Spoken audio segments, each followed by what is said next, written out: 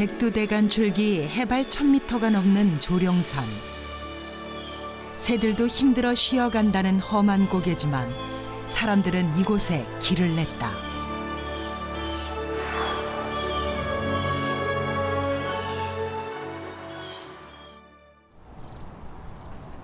조선시대 문경은 영남의 인재와 문물이 모여드는 중심지였다.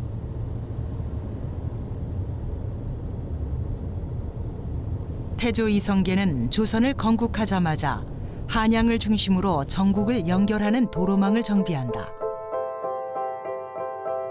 그중 동네에서 한양을 연결하는 최단거리 길이 영남대로였고, 영남대로에서 가장 높고 험한 고개가 바로 문경세제였다. 한양을 향해 길을 나설 때 문경세제의 시작점은 주훌산 자락 상초리다. 상초리 일대는 문경세제 도립공원으로 지정되어 있는데 그 입구에 문경세제 3개의 관문 중 첫 번째인 주훌관이 있다.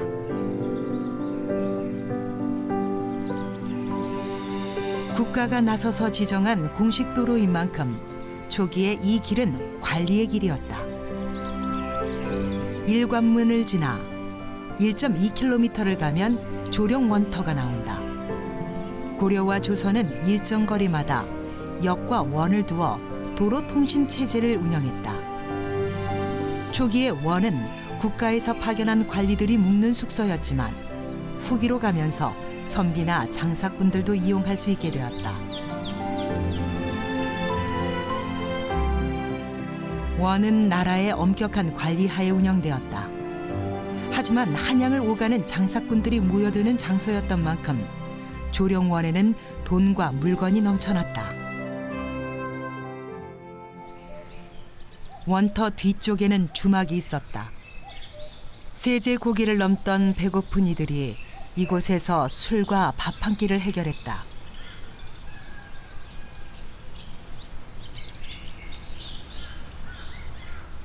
원터에서 조금만 올라가면 정자가 나온다. 새로 부임하는 경상감사가 전임자에게서 인수인계를 받던 교귀정이다. 이런 유적들은 이 길이 국가의 공식 국도로서 중요한 위치에 있었음을 보여준다. 교귀정을 지나 1km를 더 가면 제2관문인 조곡관이 나온다. 지금은 관문 주변 일부가 복원되어 있을 뿐이지만 원래는 이 성벽들이 봉우리를 에워싸고 있었다. 기껏해야 관리나 상인들이 지나던 산길에 왜 이런 관문들이 있는 것일까?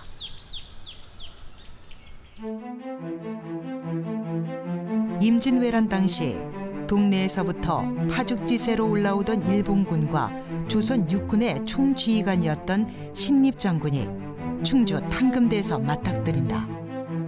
다른 장수들은 문경세제의 험한 지형을 이용해 방어전을 펴자 했지만 신립은 천혜의 요새였던 세제를 버리고 탕금대에서 전면전을 펼친다. 이 싸움에서 조선군은 전멸하고 곧 한양도성은 함락되고 만다. 징비록에 보면 왜군이 지금 이관문 앞에 와서 저기는 반드시 조선군이 숨어 있을 것이다. 그래서 척후병을 3번을 확인을 하고 그 조선군이 거기 없다는 얘기를 듣고 이렇게 뭐 춤을 추면서 지나갔다. 신립장군이 왜 문경세제를 포기했을까 하는 문제는 임진왜란 최고의 논쟁거리다. 어쨌든 뒤늦게서야 이곳의 군사적 중요성을 깨달은 조선 정부는 문경세제의 3겹의 저지선을 만들고 방어를 강화했다. 문경세제는 곧 군사적 방어의 길이었다.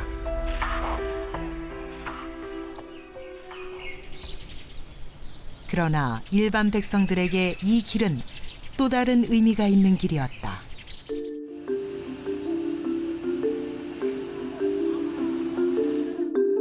택리지에는 조선 선비의 반이 영남에서 나왔다는 말이 나온다.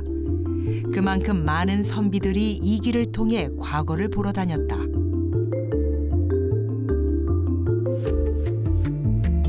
사실 영남에서 한양으로 가는 길로는 중령과 추풍령도 있었다. 그러나 선비들은 하나같이 가장 험한 문경세제를 고집했다. 과거 시험을 보시는 분들이 문경 땅을 통해서 많이 갔다 그럽니다. 왜냐하면 문경이란 말이 경사스러움을 듣는다라는 말이기 때문에 조금 힘들어도 문경 세제를 넘어가면 합격률이 높아진다고 해서 추풍령으로 가면 이 추풍 낙엽처럼 떨어진다 그러고 영도 쪽에 중령으로 가면 쭉쭉 미끄러진다는. 추풍낙엽처럼 떨어지는 추풍령을 피하고 쭉쭉 미끄러지는 중령을 피해 문경세제를 넘었던 선비들은 그 간절했던 마음처럼 경사스러운 소식을 듣게 되었을까. 관리의 길이었고 군사적 방어의 길이었고 선비의 길이었던 문경세제 고갯길. 새들도 힘들어 쉬어간다는 그 길로 사람들의 삶은 끝없이 이어져 왔다.